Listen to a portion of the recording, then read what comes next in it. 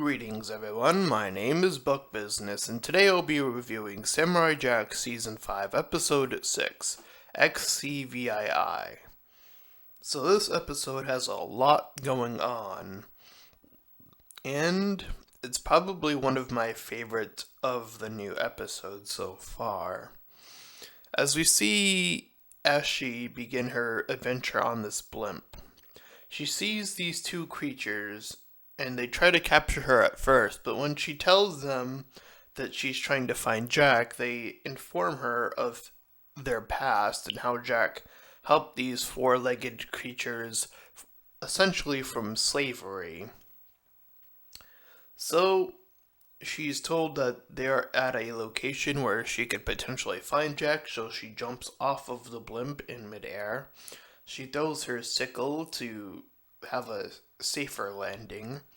We then discover that the robot Scaramouche is still alive, hoping to find Aku or contact him via phone. So he's hopping on his head, trying to make his way toward a phone of some sort.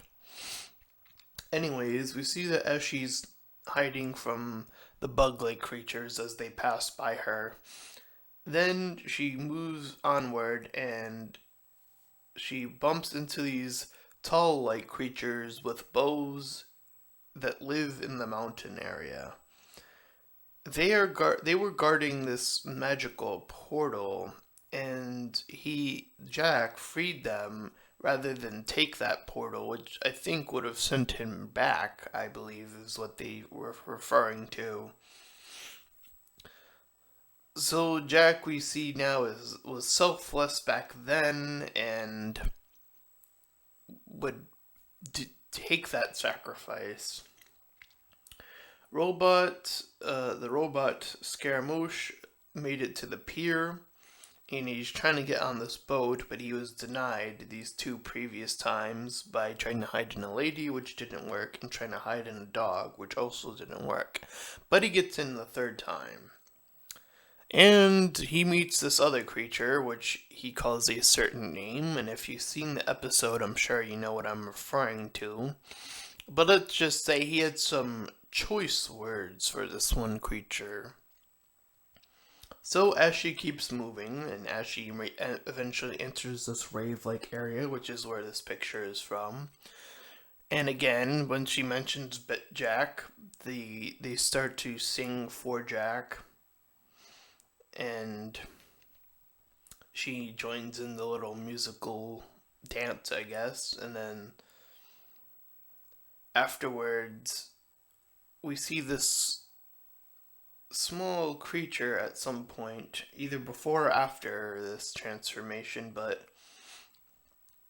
she tells her to go north. As she, I believe afterwards, goes and finds this waterfall, and she's reminded of her childhood and how she was undressed and burned in this fire. And then we see her start to clean herself, and at this very moment, this is probably one of the best transformations I've seen in recent history, both literally and figuratively. We see that the black that was on her, I think, was her actual skin in comparison to her face. So she cleaned off of that complete blackness, and as I said, cleaned herself off, cleaned her hair, and decided, since she was unclothed fully, that she would go for this more nature-like look. So again, to me, that was definitely one of the best transformations I've ever seen in recent history, as they don't explicitly ever say anything, or at least she doesn't in this regard. It's all done through imagery, and it's just so beautifully done. So this is definitely a big moment for Ashi. Meanwhile, the robot Scaramouche is getting his head kicked in when he finds a payphone, when he referred to the talking dogs as well dogs. They don't appreciate that, apparently. So Aku hangs up, and the robot is thrown overboard. Ashi then enters this bar, and the guys at the bar all fought him at one point and lost. Even the bar owner himself, who claimed to be a samurai, also fought Jack and lost. Now there was this quick barge in by this creature named Domingo, I believe, and he shortly burst in and just leaves. It was a bit of a odd moment in the episode, but nonetheless.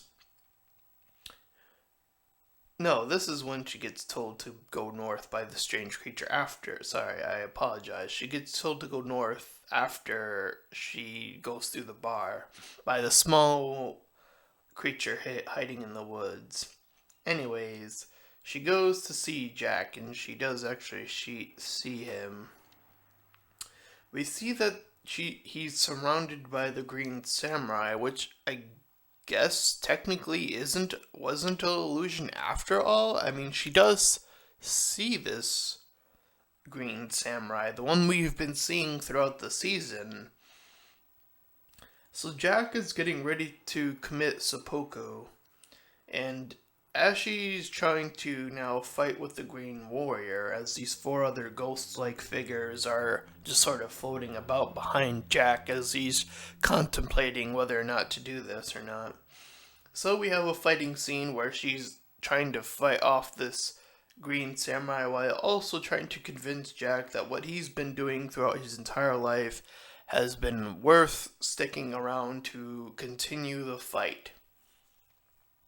So after that, Jack finally gains his will back to live and fights back against the Green Warrior, cuts him down, and afterwards decides he's gonna compliment Ashi on her new look, and he says it is time to claim his sword back.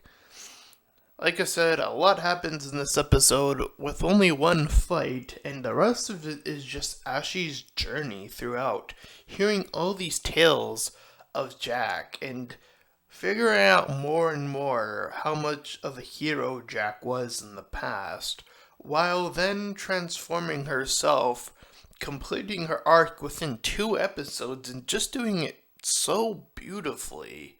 Her character, to me, has become, at least in these 2 episodes, more interesting, or just as interesting as Jack.